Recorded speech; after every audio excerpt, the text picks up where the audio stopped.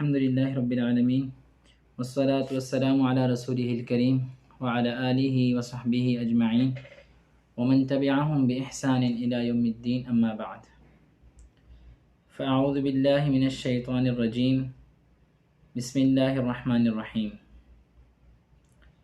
رب اشرح لی صدری ویسر لی امری واحلل عقدۃ من لسانی یفقہوا قولی ربنا زدنا علما وفهما اللهم فقهنا في الدين اللهم إنا نسألك علما نافعا ورزقا طيبا وعملا متقبلا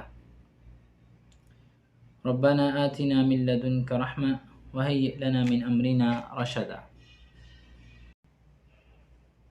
امام بخاری رحمہ اللہ یہاں پر ایک باب قائم کرتے ہیں۔ باب اس کی میں نے کل وضاحت کر دی تھی۔ حل یقال مسجد بنی فلان، حل کیا یقال کہا جا سکتا ہے، یعنی یہ کہنا جائز ہے کہ مسجد بنی فلاں، فلاں قبیلے کی مسجد، فلاں لوگوں کی مسجد، کیا ایسا کہنا جائز ہے؟ جیسا کہ دوسرے لفظوں میں یوں سمجھ لیں کہ کوئی اگر قبیلہ قریش ہے تو مسجد قریش کہنا کہ یہ درست ہے؟ تو اس حوالے سے امام بخاری رحمہ اللہ یہ باب قائم کرتے ہیں۔ اب یہاں پہ سوال پیدا ہوتا ہے کہ یہ باب امام بخاری رحمہ اللہ نے قائم کیوں کیا، کیا وجہ تھی؟ تو ایک تو یہ اشکال کہ اللہ تعالیٰ قرآن مجید میں فرماتے ہیں کہ وَأَنَّ الْمَسَاجِدَ لِلَّهِ فَلَا تَدْعُوا مَعَ اللَّهِ أَحَدًا، کہ لوگوں مسجدیں اللہ کی ہیں۔ تو یہاں پہ اللہ رب العالمین نے کیا فرمایا؟ مسجدیں اللہ کی ملکیت ہیں۔ تو اگر کوئی شخص یہ کہے کہ جی یہ تو فلاں کی مسجد ہے، جیسے اگر کوئی شخص مثال کے طور پہ مسجد کا متولی ہے، اس کا نام قاسم ہے،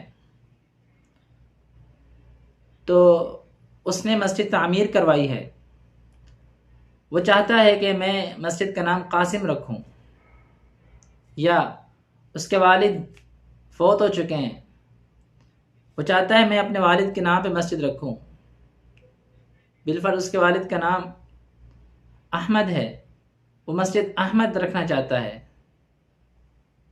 تو کیا یہ درست ہے؟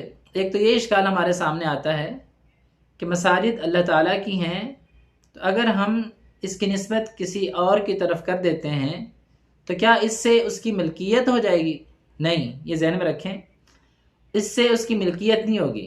امام بخاری رحمہ اللہ یہ وہم دور کرنا چاہتے ہیں کہ یہ ملکیت اللہ ہی کی رہے گی، صرف اس کی اس طرف نسبت ہو جائے گی پہچان کے لیے کہ جی ان علاقے والوں نے مسجد بنائی ہے، فلاں شخص نے مسجد تعمیر کروائی ہے، فلاں شخص کو اللہ تعالیٰ نے توفیق بخشی ہے تو اس کے نام پہ مسجد بنا لی گئی ہے، اس میں کوئی حرج نہیں ہے۔ ہم پڑھیں گے انشاءاللہ تو مزید وضاحت ہو جائے گی۔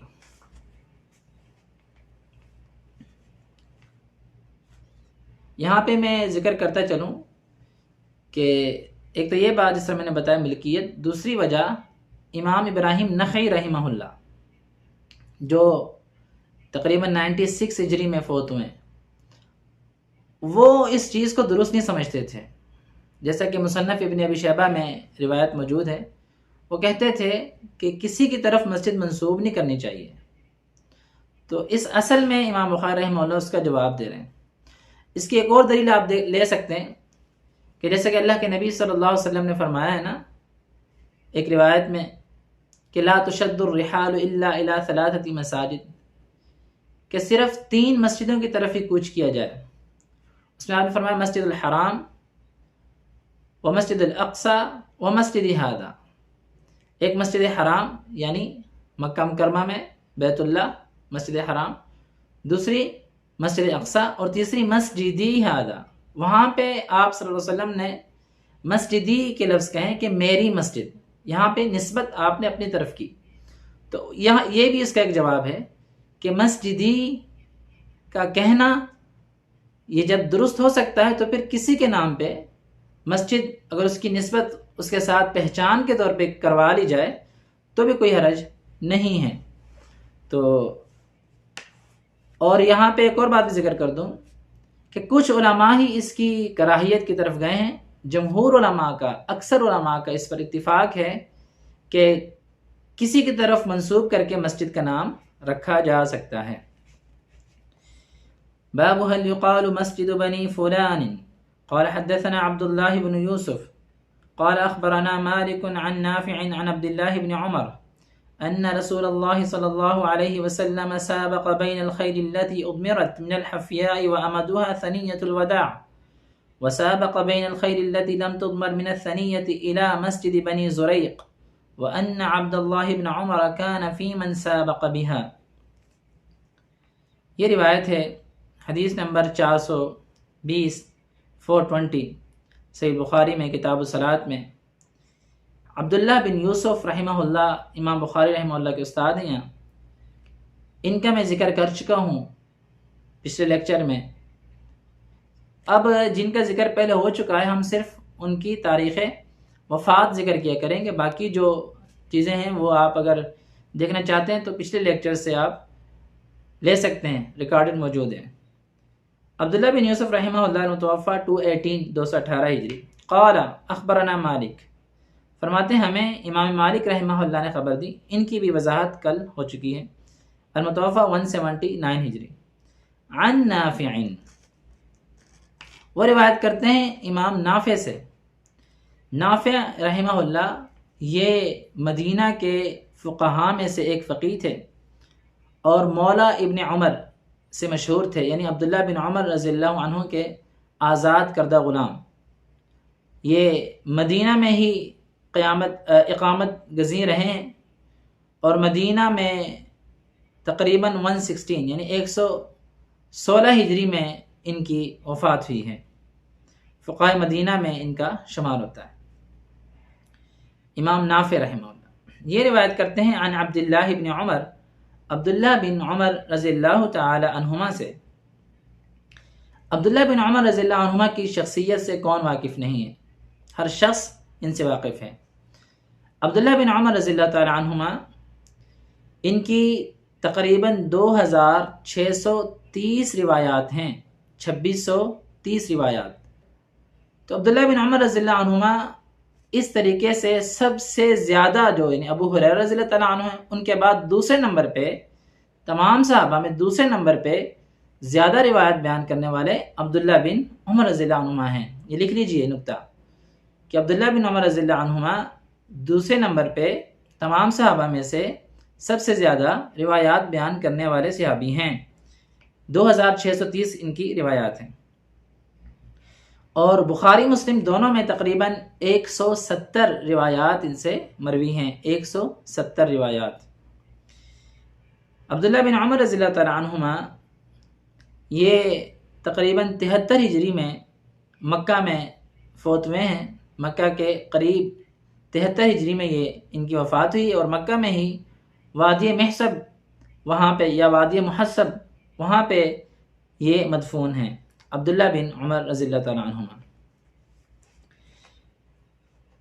ان رسول اللہ صلی اللہ علیہ وسلم، بے شک رسول اللہ صلی اللہ علیہ وسلم، اللہ کے رسول صلی اللہ علیہ وسلم نے سابقہ دوڑ کروائی، آپ نے دوڑ کروائی، بین الخیل گھوڑوں کے بینہ عربی کا لفظ ہے، اس کا معنی ہوتا ہے کے درمیان، یعنی جب ہم کہیں گے نا کہ کسی چیز کے درمیان کچھ کروانا تو اس میں بینہ کا لفظ آتا ہے، بین الخیل گھوڑوں کے درمیان آپ نے مسابقہ کروایا، مقابلہ کروایا،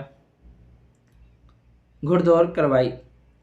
التی وہ گھوڑے ازمرت جنہیں جہاد کے لیے تیار کیا گیا تھا، ازمرت جنہیں جہاد کے لیے تیار کیا گیا تھا۔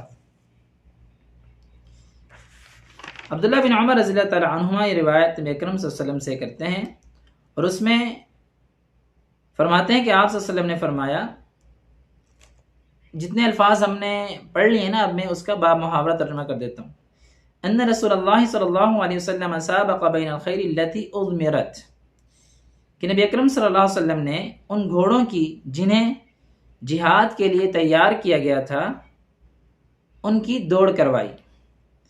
کہاں سے کہاں تک؟ من الحفیاء، حفیاء مقام حفیاء سے، وامدها اور اس کی حد، ثنیۃ الوداع مقام ثنیۃ الوداع ہے، مقام حفیاء سے مقام ثنیۃ الوداع یعنی مدینہ میں آپ صلی اللہ علیہ وسلم نے گھوڑوں کی دوڑ کروائی۔ وسابقہ، کن گھوڑوں کی؟ جنہیں جہاد کے لیے تیار کیا گیا تھا۔ ازمرت، ازمار اصل میں کہتے ہیں ایسے گھوڑوں کو، ازمار کروانا ایسے گھوڑوں کو کہ انہیں خوراک کھلا کھلا کے پہلے صحیح مطلب ہٹا کٹا کیا ہو، پھر اس کے بعد ان کی خوراک گھٹا کے ان کو دبلا کیا ہو۔ اس سے ان کے اندر طاقت زیادہ آتی ہے، یعنی دبلے پتلے گھوڑے بھی آپ کہہ سکتے ہیں جنہیں جہاد کے لیے تیار کیا گیا۔ وسابقہ، اور مسابقہ کرایا، گھڑ دوڑ کروائی، بین الخیل ایسے گھوڑوں کے درمیان، دوڑ کروائی ایسے گھوڑوں کے درمیان، التی لم تزمر جنہیں جہاد کے لیے تیار نہیں کیا گیا تھا، من الثنیہ کہاں سے کہاں تک؟ ثنیۃ الوداع سے لے کر الی مسجد بنی زریق، مسجد بنی زریق تک۔ وان عبد اللہ بن عمر، اور یقیناً عبداللہ بن عمر رضی اللہ تعالی عنہما، کان تھے، فیمن ان لوگوں میں، سابق بہا جنہوں نے اس میں حصہ لیا تھا، اس مقابلے میں جنہوں نے حصہ لیا تھا ان میں عبداللہ بن عمر رضی اللہ عنہما بھی تھے۔ یہ ہم نے آپ کے سامنے سب سے پہلے عربی عبارت کی درستگی، پھر اس کے بعد آپ کے سامنے ہم نے ترجمہ لفظی کیا اور کچھ حصے کا با محاورہ کیا، کچھ حصے کا آپ کرتے ہیں کہ وَأَمَدُهَا ثَنِيَّةُ مِنَ الْحَفْيَاءِ وَأَمَدُهَا ثَنِيَّةُ الْوَدَاعِ، مقام حفیاء سے لے کے ثنیۃ الوداع تک ان گھوڑوں کا مسابقہ ہوا جنہیں جہاد کے لیے تیار کیا گیا تھا۔ اور وسابق بین الخیل التي لم تضمر من الثنیۃ الى مسجد بنی زریق، ثنیۃ الوداع سے لے کر مسجد بنی زریق تک ان گھوڑوں کا مقابلہ کرایا گیا جنہیں جہاد کے لیے تیار نہیں کیا گیا تھا۔ وان عبداللہ بن عمر کان فی من سابق بها، اور عبداللہ بن عمر رضی اللہ تعالی عنہما ان لوگوں میں سے تھے جنہوں نے اس میں حصہ لیا تھا۔ اب جو ہمارا تیسرا نقطہ ہے وہ ہے، یعنی صحیح بخاری کے روات کا دلکش تذکرہ، وہ ہم نے کر لیا ہے، یعنی چوتھا نقطہ کہ اب ہم اس کے متن پہ بحث کریں گے۔ سب سے پہلے آپ نے دیکھا متن میں مقام حفیہ اور مقام ثنیۃ الوداع آیا، اور تیسرا مقام مسجد بنی زریق۔ پہلے تو آپ یہ سمجھ لیں کہ امام بخاری رحمہ اللہ نے جو باب قائم کیا ہے کہ حل یقال مسجد بنی فلان، کیا یہ کہا جا سکتا ہے کہ فلاں شخص کی مسجد؟ تو امام بخاری نے پہلے عنوان قائم کیا، پھر اس عنوان کے تحت یہ حدیث پیش کر دی کہ دیکھیں اس حدیث میں موجود ہے مسجد بنی زریق۔ تو اس لفظ سے، اس جملے سے یہ بات ثابت ہوتی ہے کہ کسی چیز کی طرف، کسی نام کی طرف، کسی علاقے کی طرف، کسی شخصیت کی طرف مسجد کا نام منسوب کرنا جائز ہے۔ پہلے تو یہاں سے یہ بات ثابت ہو گئی۔ یہ نقطہ لکھ لیجئے، پہلا نقطہ کہ کسی علاقے، شخصیت کی طرف مسجد کا نام منسوب کرنا جائز ہے۔ دوسری بات یہاں پہ آپ دیکھیں کہ مقام حفیہ اور ثنیۃ الوداع، جب ہم کتاب الجہاد میں ایک روایت پڑھتے ہیں 2870 نمبر پہ، تو وہاں پر یہی حدیث موجود ہے، اور اس حدیث میں یہ بھی موجود ہے کہ اس کی مدت کتنی، یعنی اس کی مسافت کتنی تھی، مقام حفیہ سے لے کر مقام ثنیۃ الوداع تک کتنی مسافت تھی، ثنیۃ الوداع سے مسجد بنی زریق تک کتنی مسافت تھی۔ تو ہمیں معلوم ہوتا ہے حفیہ سے لے کر ثنیۃ الوداع تک تقریباً 5 میل اس کی مسافت تھی، 5 میل۔ ایک روایت میں جب آپ 2869 پڑھیں گے، 2868 پڑھیں گے، 2868، یہ تینوں روایات جو ہے نا اسی کے متعلق ہیں۔ اسی طرح آپ 7336 پڑھیں گے، یہ 5 روایتیں صحیح بخاری کے اندر اسی حوالے سے بیان کی گئی۔ تو سب کو ملا کے یہ بات ہمارے سامنے آتی ہے کہ اس کی جو مسافت تھی، جو جہاد کے لیے گھوڑے تیار کیے گئے تھے ان کی مسافت 5 میل تھی، اور جو بغیر جہاد کے، یعنی جن کے ایسے گھوڑے جن کو جہاد کے لیے تیار نہیں کیا گیا تھا، عام گھوڑے، ان کی گھوڑ دوڑ کی مسافت تقریباً 1 میل تھی۔ یہ لکھ لیجئے، ان کی گھوڑ دوڑ کی مسافت 1 میل تھی۔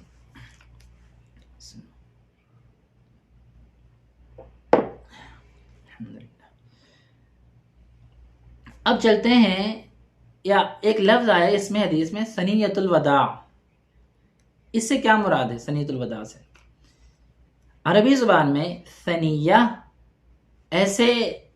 ایسی جگہ کو کہتے ہیں جو پہاڑوں کے درمیان میں ہو، ایک پہاڑ ہو اس کے درمیان میں تھوڑی سی جگہ ہو، اسے ثنیۃ الوداع کہا جاتا ہے۔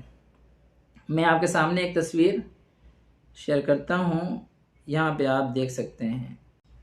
یہ دیکھیں ایک پہاڑ ہے نا، اس کے درمیان جگہ، اسے کہتے ہیں ثنیۃ الوداع۔ ثنیۃ الوداع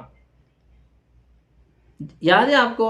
وہ شعر یاد ہوگا، طلع البدر علینا من ثنیۃ الوداع وجب الشکر علینا ما دعا للہ داعی۔ یہ آپ کو یاد ہوگا شعر۔ یہ کب پڑھا گیا تھا؟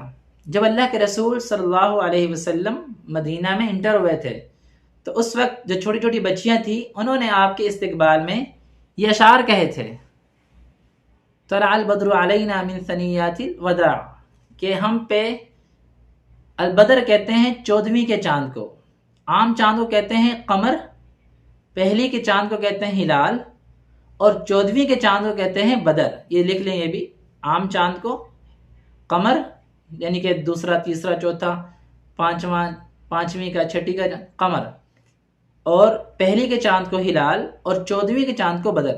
کہ آپ صلی اللہ علیہ وسلم جب یہاں سے انٹر ہوئے نا، تو بچیوں نے کہا طلع البدر علینا من ثنیۃ الوداع، ہم پہ 14ویں کا چاند طلوع ہوا ہے۔ اللہ کے نبی صلی اللہ علیہ وسلم کے بارے میں فرمایا گیا۔ ثنیۃ الوداع سے، ثنیہ کہتے ہیں الطریق فی الجبل، پہاڑ میں جو راستہ ہو اسے ثنیہ، جیسے آپ کے سامنے یہ راستہ ہم نے دکھایا ہے۔ اور الوداع اسے کیوں کہا گیا؟ وداع کا مطلب ہے رخصت کرنا۔ مدینہ والے جب کسی کو رخصت کرتے نا، تو اسے اس جگہ تک چھوڑنے کے لیے آتے، یا جب کسی اہم قافلے کو رخصت کیا جاتا، اہم لشکر کو رخصت کیا جاتا، تو اس مقام تک اسے چھوڑا جاتا ہے۔ یہ پہلے سے رواج چلا آ رہا تھا، تو اس لیے یہ اللہ کے نبی صلی اللہ علیہ وسلم کے دور کی بات نہیں کر رہا، اس سے پہلے سے یہ مسافروں کو چھوڑنے کا، رخصت کرنے کا۔ تو یہ ان کے لیے جو ہے نا، یہ نام ہی پڑ گیا ثنیۃ الوداع، یعنی ایسا راستہ جہاں پہ مسافروں کو رخصت کیا جاتا ہے۔ مدینہ کے اندر یہ 2 ہیں، ایک ہے شمالی جانب اور ایک ہے جنوبی جانب۔ جو جنوبی جانب ہے وہ مکہ والا ہے، جہاں سے اللہ کے نبی صلی اللہ علیہ وسلم آئے تھے، اور جو شمالی جانب ہے ثنیہ، وہ جو راستہ شام کی طرف جاتا ہے، یعنی شام والا راستہ، اسے ثنیۃ جو ہے وہ شمالی جانب آپ کہہ سکتے ہیں، کہ مدینہ میں ثنیۃ الوداع شمالی جانب۔ اس دوڑ کے مقابلے میں عبداللہ بن عمر رضی اللہ تعالی عنہما نے بھی شرکت کی۔ آخر میں ہم نے یہ بھی پڑھ لیا۔ جب ہم طبرانی کی روایت پڑھتے ہیں تو اس میں، یعنی طبرانی اوسط میں، جابر رضی اللہ عنہ کا بھی ذکر آتا ہے کہ انہوں نے بھی اس میں حصہ لیا تھا، اگرچہ کچھ محدثین نے اس میں کلام بھی کیا کہ محمد المخزومی اس میں راوی ضعیف ہے۔ تو آپ صلی اللہ علیہ وسلم نے فرمایا، یا جابر لا تزال تبدعہ، اے جابر جس گھوڑے پہ تو سوار ہے اسے بار بار مت مار، یعنی وہ بھی اسی واقعے کا حصہ ہے۔ مطلب لا تزال تضربہ، اسے مسلسل مت مار، یعنی تو دوڑا رہا ہے اور مار رہا ہے اس کو، مت مار اس کو۔ پہلا مسئلہ جس طرح کہ میں نے بتایا یہ ثابت ہوتا ہے کہ کسی بھی علاقے کسی بھی جگہ، جس طرح امام بخاری رحمہ اللہ نے باب بھی قائم کیا ہے، کو مسجد کے نام سے موسوم کرنا جائز ہے۔ دوسرا مسئلہ یہاں سے ثابت ہوتا ہے کہ میدان جنگ کے لیے گھوڑے پالنا اور انہیں تیار کرنا یہ سنت ہے، جیسے اللہ کے نبی صلی اللہ علیہ وسلم نے، صحابہ کرام نے یہ گھوڑے پالے جہاد کے لیے، اسے تیار کیا، یہ سنت ہے۔ تیسرا یہاں سے مسئلہ یہ بھی ثابت ہوتا ہے کہ جوئے وغیرہ کے بغیر، یعنی جوا نہ ہو، جس طرح آج کل ہمارے ہاں ہوتا ہے نا، کوئی بھی مقابلہ ہوتا ہے تو ہم اس میں جوا لگا لیتے ہیں، یہ غلط ہے۔ جوے کے بغیر آپ مقابلہ کر سکتے ہیں، جس طرح کہ گھڑ دوڑ کا مقابلہ کیا جا رہا ہے، اگر آج بھی کوئی گھڑ دوڑ کا مقابلہ ہو تو وہ جائز ہے، لیکن اس میں جوے وغیرہ ان چیزوں سے پرہیز کیا جائے۔ چوتھا مسئلہ کہ جہاد کی تیاری اور ٹریننگ یہ صرف خاص اوقات کے لیے نہیں ہے، یہ ہمہ وقتی عمل۔ اب دیکھو یہاں پہ اللہ کے نبی صلی اللہ علیہ وسلم سے صحابہ کو یہ دوڑ کروا رہے ہیں، گھڑ دوڑ، یہ تیاری کروا رہے ہیں، یہ ایک ہمہ وقتی عمل ہے، اور صحابہ کرام نے پھر اپنی پوری زندگی، آپ صلی اللہ علیہ وسلم کے بعد پوری زندگی جہاد میں صرف کی ہے۔ تو جہاد کی اقسام ہیں، لیکن اس سے مراد یہ جہاد جو قتال جسے ہم کہہ سکتے ہیں، یہ قتال ہے، جہاد بالسیف۔ تو چوتھا مسئلہ یہ ثابت ہوا کہ جہاد کی تیاری اور ٹریننگ یہ ہر وقت ہونی چاہیے، اس انسان کو ہمیشہ مستعد، ہمیشہ تیار رہنا چاہیے جہاد کے لیے۔ جی، اور یہاں سے یہ مسئلہ بھی ثابت ہوتا ہے کہ اگر کوئی شخص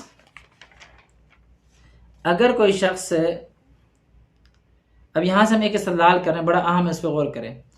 اگر کوئی شخص کسی جگہ سے کسی جگہ تک، یعنی دو چیزیں ہیں اس کے درمیان، ایک حد قائم کر لیتا ہے کہ جی یہاں سے لے کر یہاں تک ہماری بات طے ہوئی ہے، یہاں سے لے کر یہاں تک مسابقہ ہوا ہے، ٹھیک ہے، اور جس طرح کہ اللہ کے نبی صلی اللہ علیہ وسلم کی ایک حدیث ہے، محللاً کے الفاظ ہے اس میں، اور ایک روایت میں سبقاً کے الفاظ ہیں، یہ حد ہے، یہ اینڈ ہے، تو یہاں تک جو ہے نا وہ ہم نے چلنا ہے، اس سے آگے نہیں، تو پھر آپ کو وہیں تک چلنا پڑے گا۔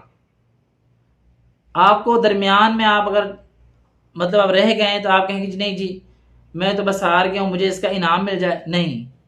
اب دیکھیں، ہم نے یہ کورس شروع کیا تو ہم نے کیا کہا کہ ہم نے یہ 9 ماہ کا، ہم نے پہلے بتا دی ہماری حد 9 ماہ ہے، ٹھیک ہے۔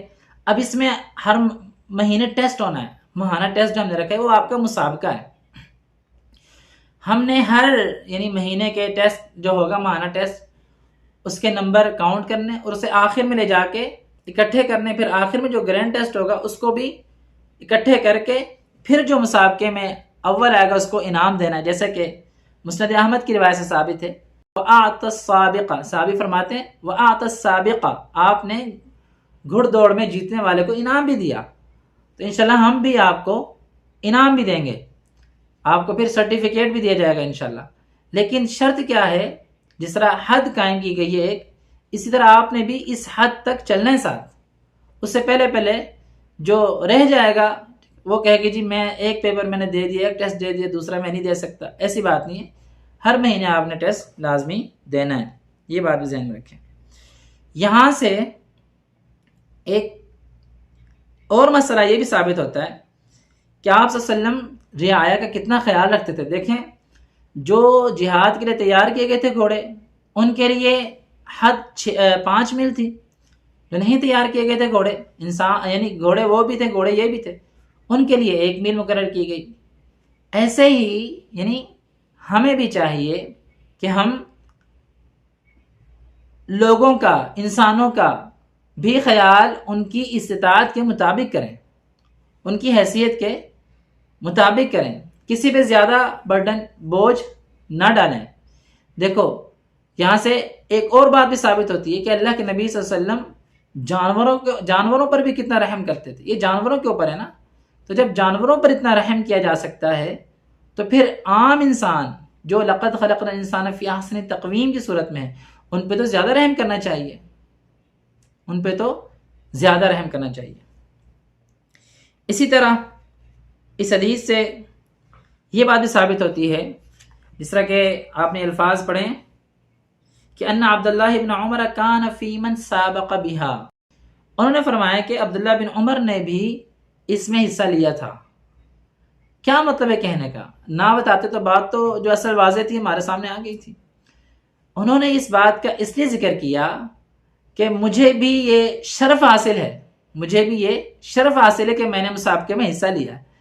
تو یہاں سے یہ بات ہم نے اس بات کیا ہے کہ ہر بندے کو مسابقے میں حصہ لینا چاہیے، چاہے جیتے چاہے ہارے، مسابقے میں حصہ لینا چاہیے۔ مقابلے میں حصہ لینا یہ صحابہ کی سنت ہے، یعنی جو جائز مسابقات ہیں، جو ناجائز ہیں ان سے تو ہمیشہ آپ دور رہیں۔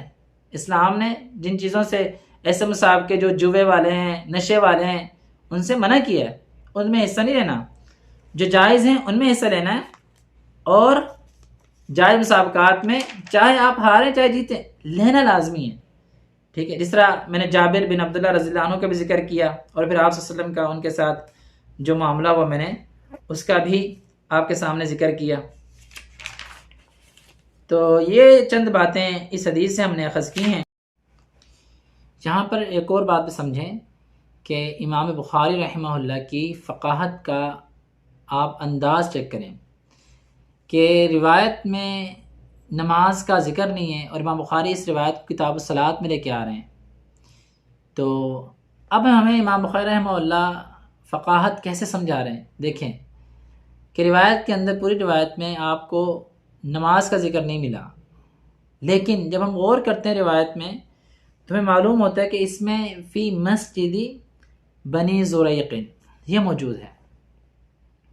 آپ غور کریں، دیکھیں حدیث پہ آپ کو نظر آئے گا، ٹھیک ہے، الی مسجد بنی زریق، مسجد بنی زریق، جب اس کا ذکر حدیث میں موجود ہے تو معلوم ہوا کہ نماز مسجد میں پڑھی جاتی ہے، نماز کا تعلق مسجد سے ہے، نماز کا تعلق مسجد سے ہے۔ ایک تو یہ بات، اور دوسرا کہ آپ صلی اللہ علیہ وسلم نے دوڑ کروائی، ٹھیک ہے، ثنیۃ الوداع سے مسجد تک، یعنی ان گھوڑوں کی جن کی تزمیر نہیں ہوئی تھی، مسجد بنی زریق تک۔ تو یہاں سے کیا معلوم ہوا کہ اللہ کے نبی صلی اللہ علیہ وسلم نے مسجد بنی زریق تک ایسے گھوڑوں کی دوڑ کروانے کا مقصد، ممکن ہے کہ وہاں پہ نماز کا وقت ہو چکا ہو تو ہم چلو وہاں جا کے نماز پڑھ لیں گے، اس وجہ سے بھی ہو سکتا ہے امام بخاری رحمہ اللہ اس حدیث کو کتاب الصلاۃ میں لے کے آئے ہوں۔ ویسے اگر یہ وجہ نہ بھی ہو تو بھی نماز کا تعلق مسجد سے ہے، تو اس مناسبت سے بھی امام بخاری رحمہ اللہ کا اس حدیث کو یہاں لے کے آنا درست ہے، کیونکہ اس میں مسجد کے الفاظ، مسجد کا لفظ موجود ہے، الی مسجد بنی زریق۔ اقول قولی ھذا استغفر اللہ لی ولکم ولسائر المسلمین وآخر دعوانا الحمد للہ۔